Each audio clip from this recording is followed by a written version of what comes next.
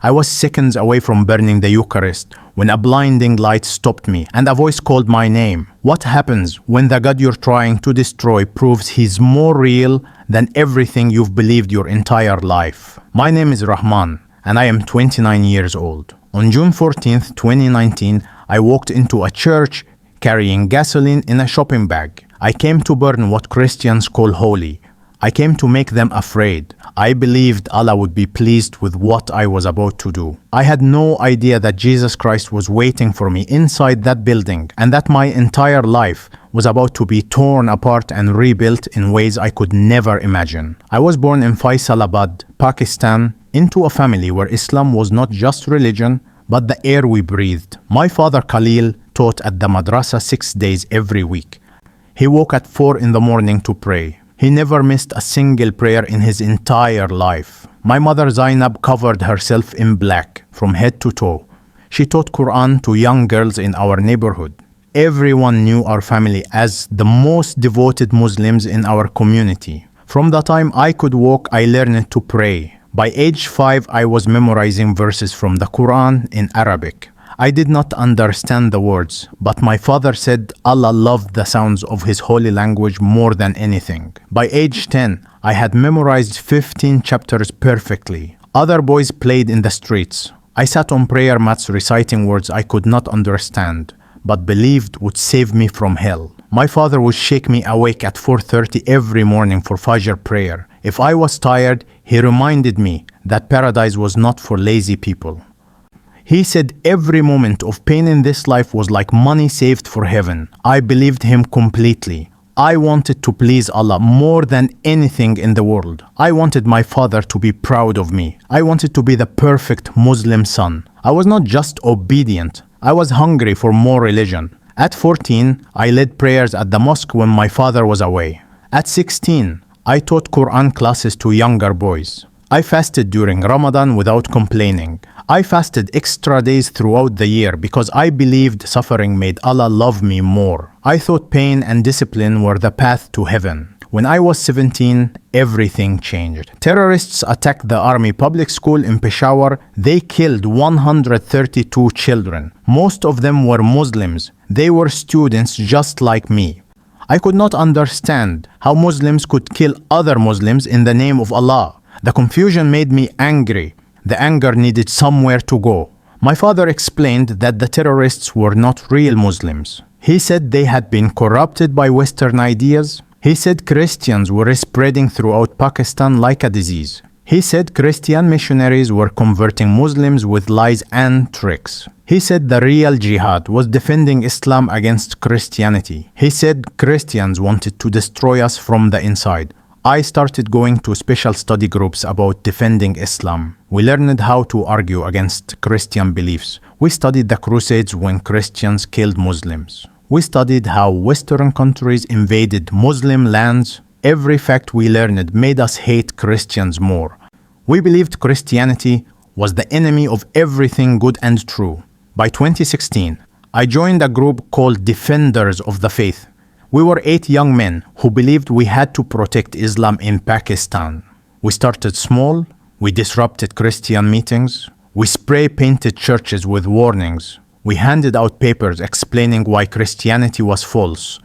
We thought we were heroes. We thought Allah was pleased with our actions. Our leader was a man named Tariq. He was 35 years old and had studied in Saudi Arabia. He taught us that Christians in Pakistan were not innocent. He said they were soldiers in a spiritual war against Islam. He showed us videos of Christians bragging about converting Muslims. He showed us preachers saying Muhammad was a false prophet. Every video made my blood boil hotter.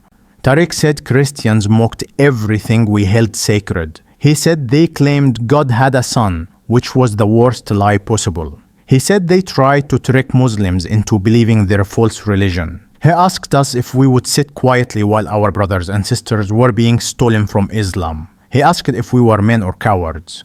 I did not want to be a coward. I finished university in 2018 with a degree in electrical engineering. I got a good job. I made good money, but my real education happened in the evening meetings with the defenders. We learned that words were not enough. If Christians were attacking Islam, We needed to fight back with more than arguments. We needed to show them we were serious. In May 2019, we discovered that St. Michael's Cathedral in Lahore had weekly services where former Muslims worshipped Jesus. These were apostates. These were traitors who had abandoned Allah for a false god. To us, this was the worst crime imaginable. They were worshipping in our country. They were doing it openly. They thought they were safe. Tariq gathered all 8 of us for a special meeting. He had a plan. We would go to their Sunday service on June 14th. We would interrupt their worship. We would desecrate their Eucharist. The bread they believed was their God. We would pour gasoline on their altar and light it on fire. We would show them that Islam would not tolerate such evil in a Muslim country. I volunteered immediately. My heart was pounding with excitement. This was not just talk anymore. This was real action. This was defending Allah in a way that mattered. I thought about the early Muslims who destroyed idols. I thought about warriors who fought to spread Islam. I believed I was joining their ranks. I believed I was doing something Allah would reward forever. For 3 weeks I prepared. I prayed extra hours every day. I fasted even though it was not Ramadan. I read verses about jihad and holy war. I studied the church building. I learned when their services started. I bought 2 large containers of gasoline and hid them in my apartment. I felt like a soldier preparing for the most important battle of my life. The night before June 14th, I could not sleep. Not because I was nervous, because I was excited. I felt like I was about to do something that would change everything. I prayed all night long. I asked Allah to give me courage. I asked Him to bless our mission. I thanked Him for choosing me to defend the faith. I felt pure. I felt righteous. I felt absolutely certain I was doing the right thing. I had no doubt. I had no fear. I had no questions in my mind. I was gonna walk into that church and burn what they called holy. I was gonna make them afraid. I was going to show them that Islam was stronger than their false god. I believed this with every fiber of my being. I did not know that the God I thought I was fighting for was actually the God I was fighting against. I did not know that Jesus Christ was real and that He was waiting for me. I did not know that in less than 24 hours, everything I believed about God and truth and reality would be completely destroyed and then rebuilt into something more beautiful than I could imagine. What happens when you walk into a church planning to commit violence and instead encounter the living God face to face? June 14th, 2019. I woke up at 7 in the morning. The sun was already hot. I put on simple clothes, a grey shalwar kameez that would not draw attention. I picked up the shopping bag with the gasoline container inside. The plastic bottle held 2 liters of fuel. It was heavy in my hands. The smell leaked through the bag, sharp and chemical. I sealed it tighter so no one would notice. We met at Tariq's apartment at 8 o'clock. All 8 of us were there. Everyone looked serious. Everyone was ready. Tariq led us in prayer.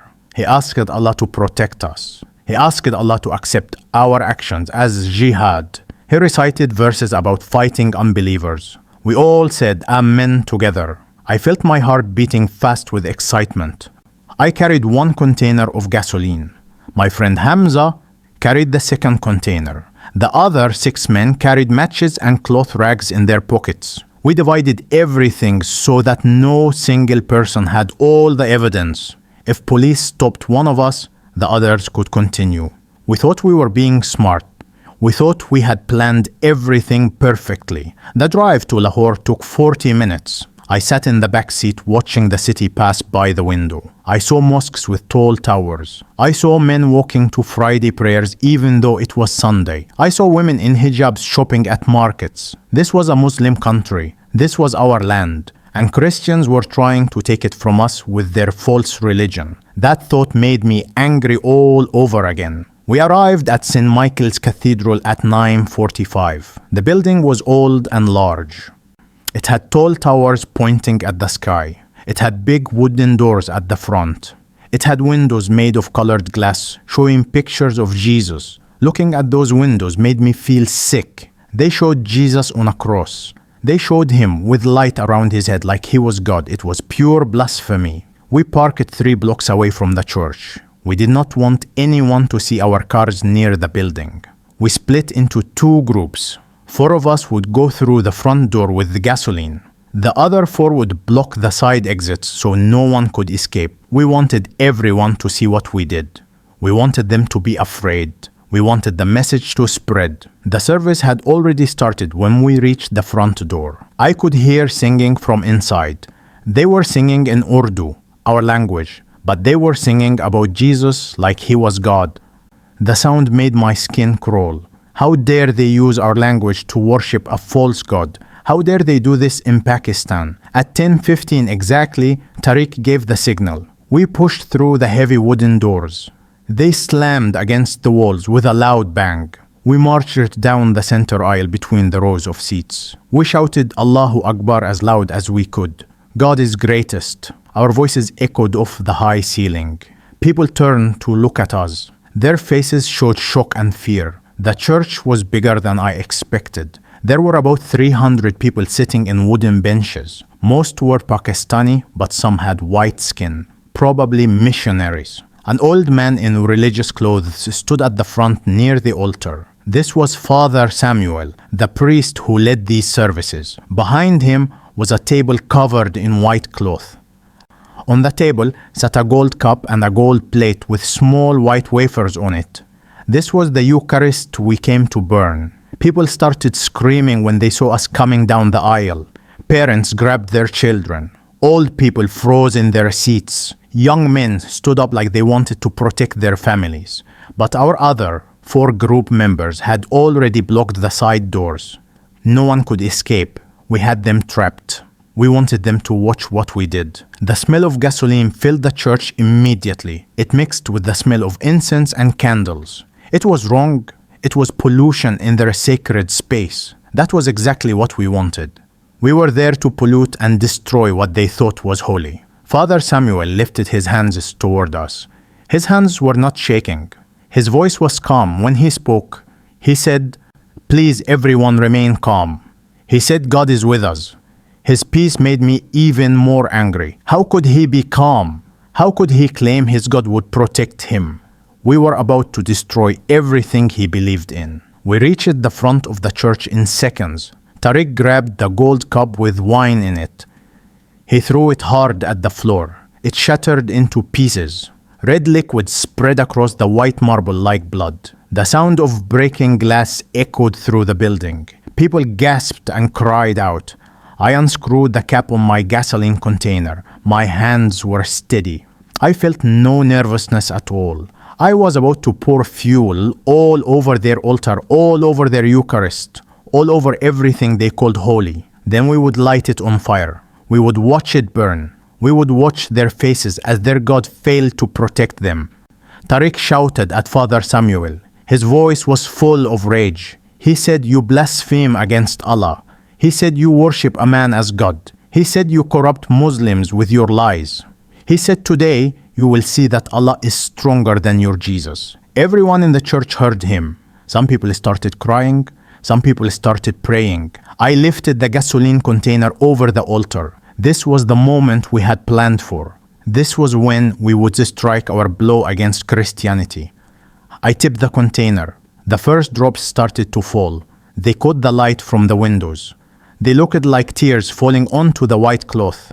Then something happened that should not be possible. Something happened that broke every rule of science and nature I had ever learned. The moment those first drops of gasoline touched the altar cloth, a light appeared in the church. It was not from the windows. It was not from the electric lights hanging from the ceiling. It came from somewhere else. The light was white, brighter than the sun. But somehow it did not hurt to look at it. It seemed to come from the Eucharist itself. From those small white wafers sitting in their gold plate on the altar. The light grew bigger and brighter with every second. Soon the entire church was filled with it. Every shadow disappeared. Everything was white and bright and impossible. My hands stopped moving. I could not pour the gasoline anymore. It was like invisible hands grabbed my wrists and held them still. The container fell from my grip. It hit the marble floor, but only a few drops spilled out. The rest stayed inside the bottle, even though it was tipped over. That was not natural. That was not normal. Around me, I heard my 7 friends crying out in shock and fear. Their voices sounded far away, like we were underwater. I could not turn my head to look at them. I could not move anything. I was frozen in place, staring at this light that was growing brighter and taking shape. The light began to form into a figure. It looked like a man, but made completely of light. He was tall and wore simple white clothes that glowed like they were on fire. The light came from inside him. It radiated out, filling every corner of the church. The power coming from this figure made every cell in my body want to fall down and worship and run away at the same time. Then the figure spoke. The voice did not come through the air. It came directly into my mind, into my heart, into the deepest part of my soul, where I kept every secret and every fear and every doubt I had ever hidden from everyone, including myself. The voice said, "Rahman, why do you persecute me? Have you ever heard someone speak your name and in that instant realize they know absolutely everything about you, every secret sin, every hidden thought, every moment of your entire life?" I fell to my knees on the marble floor. My legs gave out. I could not stand in the presence of this light, this power, this being that knew my name and knew everything about me. Around me, all 7 of my friends were also on their knees. Some were crying. Some had their faces pressed to the floor. All of us were completely broken by what we were seeing. The people in the church had stopped screaming. The entire building was silent. Everyone was watching this figure made of light standing in front of the altar where I had tried to pour gasoline seconds earlier. The figure was between us and the Eucharist, like he was protecting it, like he was protecting the very thing I had come to destroy. The light moved closer to where I was kneeling. I could not look directly at it. It was too bright, too pure, too holy. I felt its presence like heat from a furnace. The power radiating from this being made me aware of every wrong thing I had ever done, every lie I had told, every person I had hated, every time I had felt superior to others. All of it was exposed in this light. The voice spoke again. This time everyone in the church could hear it. The voice said, "I am Jesus Christ whom you seek to destroy. I am the way and the truth and the life. I died for you, Rahman. Even for you." Those words hit me like a physical blow. Jesus Christ. The name we had mocked. The name we had called false. The name we had said was just a prophet. Just a man. Nothing special. But this was not a man standing in front of me. This was God himself. This was power beyond anything I had ever imagined. This was reality, breaking through everything I thought I knew.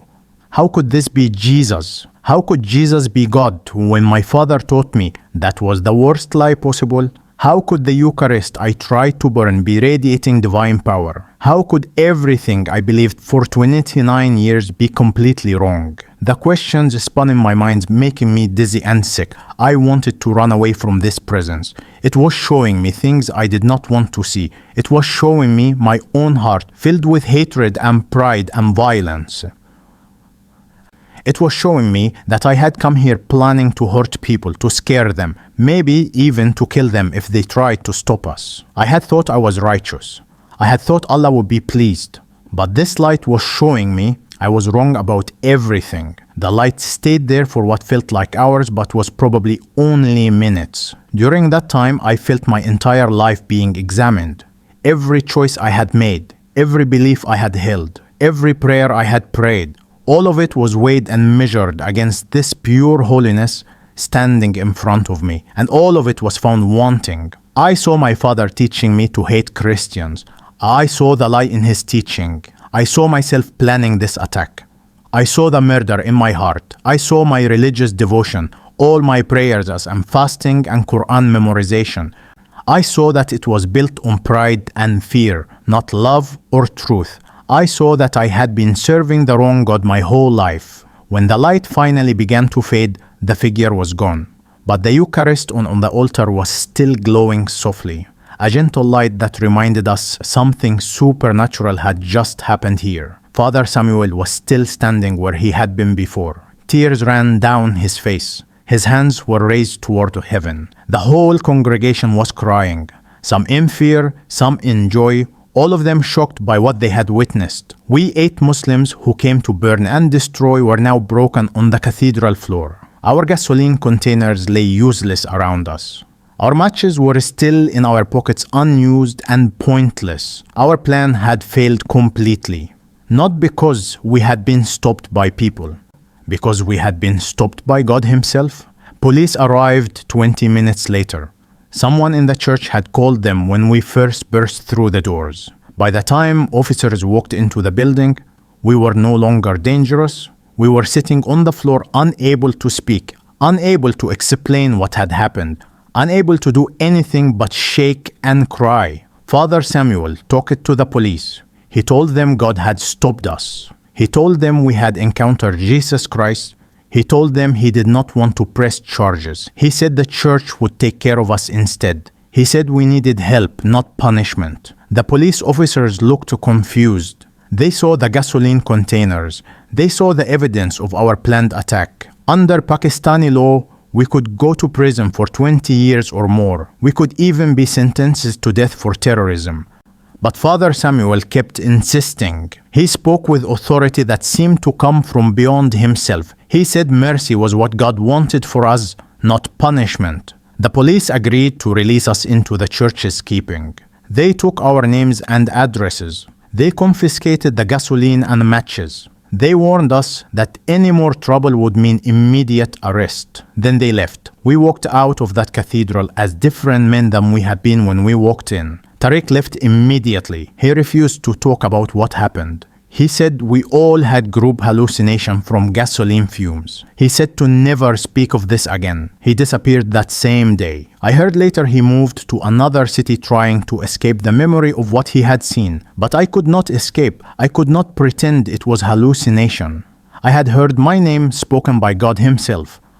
I had felt the presence of power beyond anything in Islam. I had encountered Jesus Christ and He had shown me He was real, He was God, and He knew everything about me. Father Samuel invited us to come back the next week if we wanted to understand what happened. 3 of the men refused. They were too scared to face it. But 4 of us, including me and Hamza, said yes. We needed to know what it meant. We needed to know if Jesus was really God. That week was torture. I could not pray my Islamic prayers anymore. Every time I tried to bow toward Mecca, I remembered kneeling in front of the light. I could not read the Quran. The words felt empty compared to the voice that had spoken my name. I could not face my family. I knew I could never explain this without sounding crazy. I stayed in my apartment for 6 days. I barely ate. I did not sleep. I just kept replaying that moment over and over. The light, the voice, the words. I died for you, Rahman, even for you. What did that mean? Muslims believe Jesus did not die on the cross. We believe Allah substituted someone else. But if Jesus Himself said He died for me, then Islamic teaching was wrong. On June 21st, 1 week after the cathedral attack, I went back to St. Michael's. Hamza and 2 others were there. We all looked terrible, like we had not slept in days. Father Samuel met us in a small room. He had tea ready. He sat down like he had all the time in the world. He simply asked, "What do you need to understand?" I broke. I told him everything. My childhood, my father's teaching, my hatred of Christians, my plan to burn the Eucharist. I confessed I had come to hurt people if necessary. Then I asked the question destroying me. How can Jesus be God when I was taught that believing this is the worst sin possible? Father Samuel opened a Bible. He showed us what Jesus said about Himself. I and the Father are one. Before Abraham was, I am. Anyone who has seen me has seen the Father. These were not words of a prophet. These were claims of divinity. If they were not true, Jesus was lying or crazy. But if they were true, then Islam was wrong about everything. When the God you thought you knew turns out to be completely different than everything you were taught, how do you continue believing anything at all? For weeks after the cathedral encounter, I lived in 2 worlds at once. I went to work as an electrician during the day, pretending everything was normal. At night, I met with Father Samuel and other former Muslims who had left Islam to follow Jesus. They understood what I was going through because they had walked the same path. They knew the confusion, the fear, the feeling that your whole world was falling apart. Father Samuel had been Muslim himself until he was 35 years old. That fact shocked me. He understood exactly what I was feeling. He knew the terror of questioning Islam. He knew what it cost to leave. He knew the joy of finding Jesus. His peaceful life, his obvious connection to God, was proof that leaving Islam did not lead to destruction but to real life. We studied the Bible together every week. I read the Gospels for the first time with an open mind. I saw Jesus claim to be God over and over. I saw him perform miracles that only God could do. I saw him die on the cross and rise from the dead 3 days later. The evidence for his resurrection was stronger than anything I had learned about Muhammad in Islamic studies. I compared what the Bible said about Jesus with what the Quran said. The differences were huge and impossible to ignore. Either Jesus was God who died for sins and rose again, or he was just a prophet who did not die. Both could not be true at the same time. I had to choose which testimony was more reliable. After encountering Jesus personally in the cathedral, the choice was becoming clear. The internal war was intense. My Islamic training screamed that believing Jesus is God was shirk, the unforgivable sin of making partners with Allah. But my experiences told me Jesus Christ had revealed himself as God through supernatural power that proved his claims were true. My mind said Islam. My heart said Jesus. Something had to give.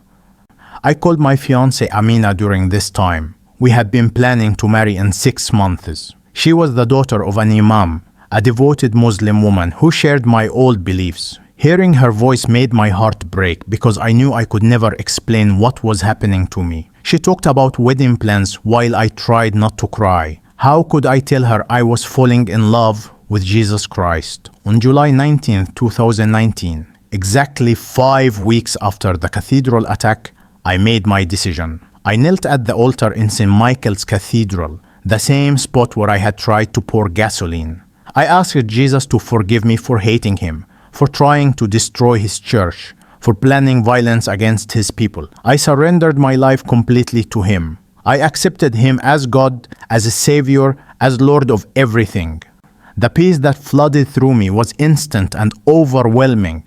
Every burden lifted, the guilt from planning the attack disappeared, the fear of judgment vanished, the exhaustion from trying to earn God's approval through perfect religious performance was gone. I felt loved in a way I had never experienced through 29 years of Islam. This was not conditional love based on my behavior. This was complete acceptance despite my failures. Hamza made the same decision that day. We both became followers of Jesus Christ, knowing it would cost us everything we had known. The other 2 men from our group eventually went back to Islam. They could not face losing their families and communities. I understood their choice even though I knew they were walking away from truth.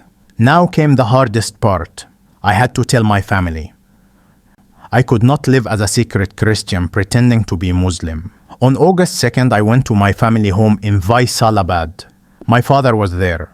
My mother and siblings were in other rooms. I asked to speak with him privately.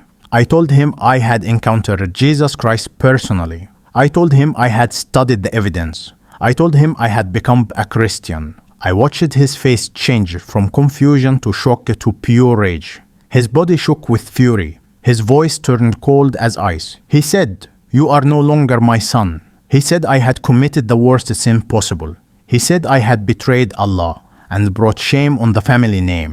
He said if I did not deny Jesus immediately, I was dead to him. He used the word dead, not disowned, dead. I told him I could not deny what I knew was true. I told him I loved him, but I loved Jesus more. I told him I would always be his son even if he rejected me. Those were the last words I ever spoke to my father face to face. He ordered me out of his house. He said never to contact anyone in the family again. He said if I tried, he would report me to authorities for apostasy.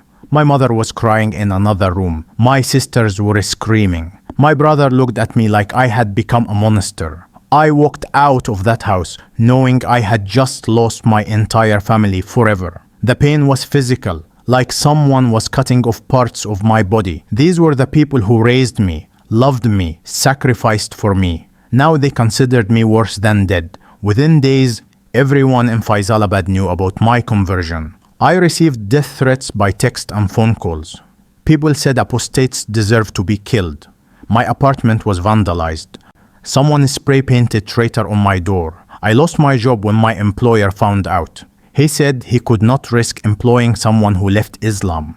I had to leave Faisalabad immediately. The threats were real and specific. Father Samuel connected me with Christians in Lahore who could hide me. I moved to a small apartment in a Christian neighborhood. I lived under a different name. I could not contact anyone from my old life. The loneliness was crushing. I would wake up wanting to call my mother and remember she had mourned me as dead. I would see fathers with sons and feel pain in my chest. I would hear the call to prayer and feel grief for losing everything familiar. I questioned whether following Jesus was worth this much suffering, but I also experienced things I never had as a Muslim.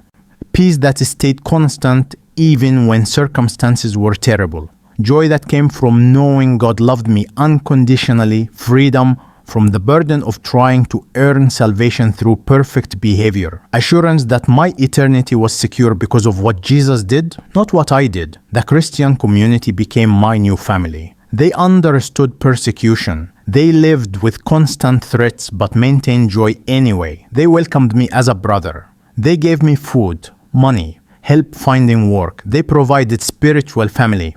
When my biological family rejected me, I found work as an electrician for a Christian business owner. The pay was less than before, but it was honest work. My employer knew my story and was not afraid to hire an apostate. Many Pakistani Christians worked lower status jobs because discrimination prevented them from advancing.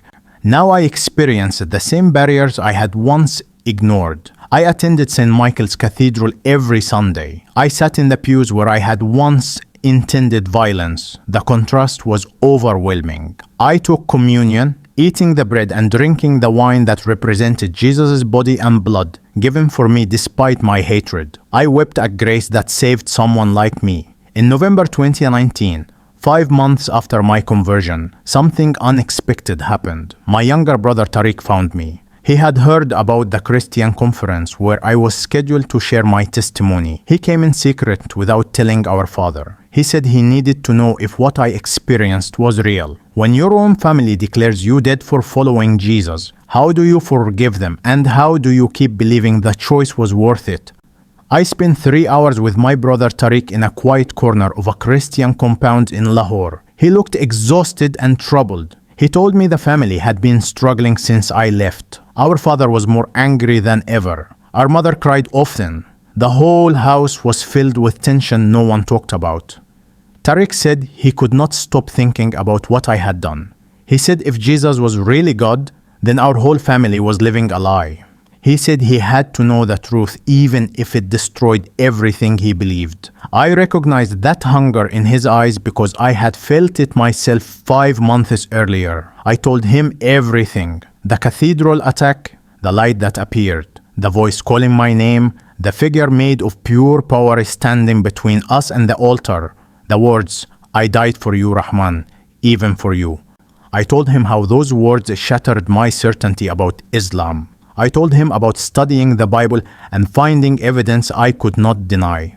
Tariq listened without interrupting. I could see his mind working, comparing what I said with what we had been taught growing up. I showed him from the Bible why Jesus claimed to be God. I showed him historical evidence for the resurrection. I answered every question he had with patience and honesty. I did not pressure him to convert. I just presented truth and let him wrestle with it. He was not ready to decide that day, but he took a Bible I gave him. He promised to read the Gospel of John carefully. He promised to pray and ask Jesus directly to reveal himself if he was truly God. Over the following months, Tariq and I met several times in secret. We continued our discussions about Jesus, Islam, and truth. In November 2021, 2 years after our first meeting, he called me. His voice was shaking when he said, "I believe. Jesus is Lord. What do I do now?" Leading my own brother to Jesus was one of the most joyful moments of my life. It meant I had not completely lost my family. God had redeemed one relationship. We both knew Tariq could not tell our father yet. He would need to practice his faith secretly until the right time. But we trusted God would provide opportunity eventually. Meanwhile, my ministry was growing in ways I never imagined. In early 2022, I completed Bible training and was ordained as a pastor at St. Michael's Cathedral. The ceremony happened at the exact altar where I had encountered Jesus 3 years earlier, as church leaders prayed over me. I wept at the goodness of God who took a terrorist and made him a pastor. I also met a wonderful Christian woman named Sarah. She was a Pakistani Christian who had been praying for a godly husband. She was not afraid of my past or the dangers we would face together. We married in March 2022. Father Samuel performed the ceremony. Over 200 Christians attended from across Pakistan and other countries. My biological father did not come, but Father Samuel walked me down the aisle representing the new family God gave me. Sarah and I now have a daughter named Grace. Watching her pray before meals and sing worship songs fills me with joy. She knows from her earliest days that God loves her not because of what she does, but because of what Jesus did for her. She will never experience the religious fear and confusion I grew up with. In 2022, I founded a ministry called From Darkness to Light. We focus specifically on reaching Muslims with the gospel and supporting former Muslims who face persecution. We operate throughout Pakistan and have expanded online to reach other Muslim countries. Our mission is to share the same Jesus who stopped me from committing violence and transformed my hatred into love. Over the past 5 years, more than 800 Muslims have come to faith in Jesus through our ministry. Each conversion represents someone who encountered the same living Christ I met in that cathedral. Each person counted the cost and decided Jesus was worth it. I train Christian workers in how to share the gospel with Muslims effectively and how to support new believers who face family rejection. I have reconnected with others from the original attack. Hamza is now a church planter in Islamabad. Another man named Ali converted in 2020 and works alongside me in ministry. Even Imran, who is still Muslim, has become more moderate and respectful toward Christians after what he witnessed that day. The most incredible moment came in June 2024, exactly 5 years after the attack. I was invited to preach at St. Michael's Cathedral. I stood at the altar I had tried to burn, holding a Bible, speaking about the transforming power of encountering Jesus personally. The congregation included people who had been there the day we attacked. They had forgiven us immediately, even before we repented, showing the same grace Jesus extends to everyone. After the service, I walked to the exact spot behind the cathedral where we had planned our escape route. I stood there praising Jesus for stopping our evil plans with his perfect love. I thought about all the lives that would have been destroyed if we had succeeded. Not just the physical lives we might have harmed, but our own souls that would have been darkened further by violence. I now spend much of my time counseling Muslims who are questioning Islam or who have encountered Jesus. They ask the same questions I asked. What about my family? What about the cost? How can I be sure? Can God forgive someone like me? I share my testimony and emphasize these truths. Yes, following Jesus will cost you everything. Yes, you will lose relationships that matter deeply. Yes, you will face persecution and hardship, but Jesus is worth it. He is truth itself. He is love personified. He offers eternal life that Islam can never guarantee. I tried to destroy the Eucharist, but encountered the living Christ it represented. I came with gasoline and hatred, but left with the Holy Spirit and love. I tell them the same Jesus who stopped me in my violence wants to save them in their searching. No one is too far gone, too sinful, or too committed to Islam to be saved by Jesus if they will simply humble themselves and ask. The Jesus who revealed himself at St. Michael's Cathedral 5 years ago is the same Jesus speaking to hearts right now. He stopped me from committing religious terrorism, not with violence or condemnation, but with love and light and truth. He forgave me for trying to burn what he holds sacred. He transformed my hatred into love and my ignorance into understanding. He gave me a new family, a new purpose, and a new life richer than anything I had as a Muslim.